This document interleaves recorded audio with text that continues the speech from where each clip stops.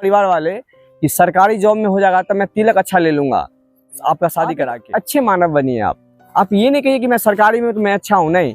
अरे बहुत सारे ऐसे लोग हैं जो सरकारी जॉब करते हैं पर उसके अंदर मानवता ही नहीं है।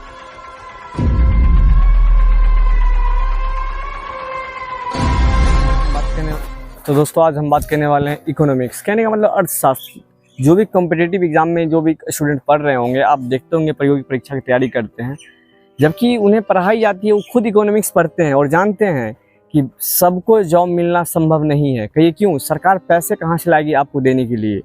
पर देखिएगा वही लोग पढ़ के बेवकूफ़ी करते हैं, सबको सरकारी जॉब ही चाहिए। भाई साहब आप अपने आप को निखारिए, जरूरत नहीं सरकारी जॉब ही आप अच्छा कर लेंगे, नहीं। फिर आप ये सोचते हैं आपके परिवार वाले कि सरकारी जॉब में हो जाएगा तो मैं तिलक अच्छा ले लूंगा आपका शादी करा के।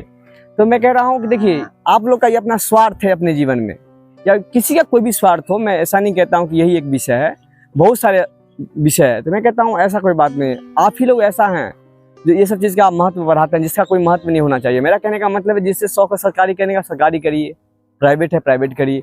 आप एक अच्छे मानव बनिए। आप ये नहीं कहिए कि मैं सरकारी में तो मैं अच्छा हूँ, नहीं। अरे बहुत सारे ऐसे लोग हैं जो सरकारी जॉब करते हैं पर उसके अंदर मानवता ही नहीं है। मैं कहता हूँ अपने लिए कर रहे हैं भाई साहब, आप समाज को क्या दिए? आप कुछ भी किए तो अपने घर में किए।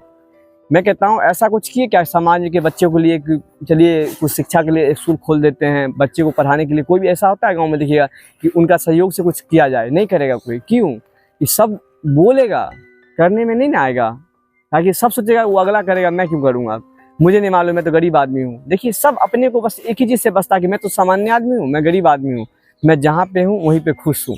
तो भाई साहब देखिए ये हो गया आप कि आप एक्सक्यूज़ दे रहे हैं अपने आप को बचाने का।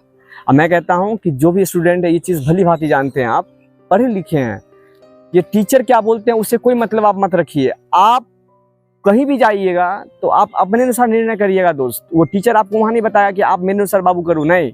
आप जब उस विषय में जाने के बारे में सोचे, जिस सेक्टर में आप उस समय वो चीज़ बन गए हैं, आपको सिर्फ वहाँ पे जाना क्या था, बस मोहर लगनी है। जब मोहर लगेगी आप बन गए। तो मैं कहता हूँ जब आप अभी एक टीचर के थ्रू आप कंट्रोल होते हैं तो मैं कहता हूँ आप कैसे आदमी, कल आप वहाँ पद पे जाएंगे तो फिर गलती करेंगे आप। इसीलिए मैं कहता हूँ कि स्टूडेंट को भी बहुत सभ्य होना चाहिए। कहीं क्यों लोग कहते हैं कि नहीं होना चाहिए, मैं कहता हूँ होना चाहिए। आप स्टूडेंट में जब सभ्य रहेंगे तो जब जहाँ जाएंगे तो वहाँ पर भी अच्छे से काम करेंगे आप। मैं कहता हूँ आज देखिए लोग जॉब करना चाहते हैं, अगर जॉब में अगर ड्यूटी टाइट कर दी जाए अभी टीचिंग का, आज देखिए लोग शिक्षक बनने जा रहे हैं। शिक्षक उन लोगों को होना चाहिए जो सबसे पढ़े लिखे लोग हैं, क्योंकि बच्चे का भविष्य उन पर निर्भर करेगा। पर आज देखिए जिनको कोई काम नहीं मिला, कोई नहीं हुआ, बीएड किया, हो जाकर शिक्षक बन गया। मैं कहता हूँ इससे क्या फायदा? आप तो जानते हैं कि मैं कमजोर था, मुझे कोई जॉब नहीं मिली, मैं शिक्षक बन गया हूँ। तो आपके द्वारा जो बच्चा पढ़ाई जाएगी तो भारत में शिक्षा व्यवस्था कैसी रहेगी? बस समझ ही रहे हैं आप, सामने में देखिए लोग निकल रहे हैं बस नौकरी नौकरी। कहता हूँ भाई साहब कि आप लायक अपने आप को बनाएंगे तो नौकरी का करने का आपका खुद इरादा बदल जाएगा। क्यों भाई? जब आप अपनी कीमत का अंदाजा लगाएंगे तब ना आपको पता चलेगा नहीं नहीं नहीं ये काम मेरे लिए नहीं हो सकता है। आप अपने को कभी जाने नहीं है, लोग ये कहने से आप भीड़ में दौड़ गए हैं कि बगल वाला निकला है पड़ोसी का, मैं भी दौड़ जाता हूँ। ये तो हो गया भेड़िया वाला चाल कि एक कूद रहा है सब कूद रहा है। भाई ऐसे नहीं होना है। जिसको जहाँ जाना है उसका मन होगा करने का। अपने दिल से पूछिए कि आपको किधर जाना है। इसीलिए मैं कहता हूँ हमेशा अपने दिल की प्राथमिकता दीजिए। लोग क्या कहते हैं इन सब बातों को ख्याल कभी कर भी मत करिए। इसीलिए भाई साहब मैं जानता हूँ कि इकोनॉमिक्स आप पढ़े होंगे तो ये चीज़ जानते होंगे कि अर्थव्यवस्था में आप उतना आदमी को सरकारी जॉब नहीं दे सकते। कि क्यों? सरकार के पास भी रेवेन्यू कलेक्शन बहुत सारे खर्चे हैं, आप समझ रहे हैं।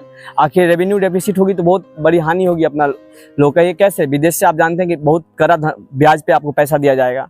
तो मैं कहता हूँ इसमें नुकसान का विषय है। इसीलिए आप लोग जब तक आगे नहीं बढ़ेंगे तो देश तरक्की कैसे करेगी? आज आप लोग हम लोग सब आदमी मिल के पीडीएस से थोड़ा अनाज उठाते हैं, सरकार का एक बहुत बड़ा हिस्सा इस खिलाने में खर्च जाता है भारत की जनता को। अब बताइए हम ये उम्मीद करते हैं कि हम चाइना को कुछ दिन में पीछे छोड़ देंगे। भाई साहब ये नहीं हो सकता है। क्यों? कि हम लोग बहुत गरीब बने बैठे हैं ना। आप मांगने के चक्कर में रहते हैं सरकार से, सरकार ये दे दे वो दे दे, गैस फ्री में दे दे। भाई आप लोग फ्री का जब तक झमेला नहीं हटाएंगे तो मैं कहता हूँ तरक्की का तो ख्याल ही हटाइए। क्यों? अरे कोई जाने या न जाने की आप गरीब नहीं है, पर आपका दिल ये भली भांति जानता है कि मैं सरकार से गरीबी मतलब अनाज लेके खा रहा हूँ, मैं गरीब आदमी हूँ। इसीलिए मैं कहता हूँ कि आपका नैतिकता अपने आप को देख लीजिएगा कि आपकी मोरालिटी क्या कहती है, आप उस अनुसार निर्णय लीजिएगा। मुझे ये अंदाज है कि वो परमात्मा सबके अंदर है, वो ईश्वर, तो वो कभी ऐसा नैतिकता में आपको नहीं घुसाएंगे कि नहीं तुम ये करना चाहिए, वो आपको जरूर बताएंगे तुम्हारे लिए है या नहीं है, पर आप अपने मन के दबाव में आके आत्मा की बात को काट के बस कर लेते हैं जो करना है।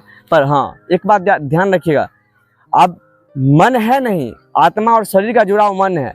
आप मन को मार नहीं रहे हैं, जो नहीं है वही सब कुछ कर रहा है। एक दिन याद रखिएगा, बदनामी आपके ऊपर आएगी। जो नहीं है वो कर रहा है, वो तो चला जाएगा, फंसेगा कौन? तो जो किया है, जिसमें था वो। इसीलिए आप लोग ख्याल करिए, अपने कर्म को सुधारिए जीवन में, और समझ ही रहे हैं आप लोग अपने आप को निखारिए। नौकरी के चक्कर में आप मत रहिए, अपने आप को देखिएगा तो आपको खुद ही मजा आएगा जीवन में अपने आगे बढ़ने में।